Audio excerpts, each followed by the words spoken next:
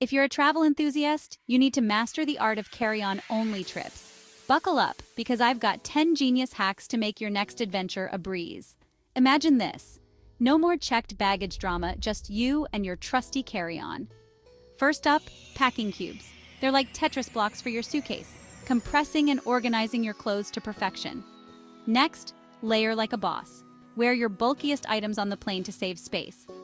And don't lug full-size toiletries. Opt for travel-sized or solid versions.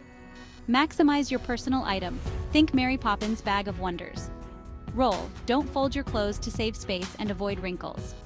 Follow the 3-1-1 rule for liquids and get creative with solid options. Wear your heaviest items on the plane to free up space. Utilize every inch of your bag. It's like 3D Tetris, but with clothes. Build a capsule wardrobe for endless outfit combos. Finally, know your airline's carry-on rules to avoid surprises. There you have it, 10 hacks to conquer carry-on only travel.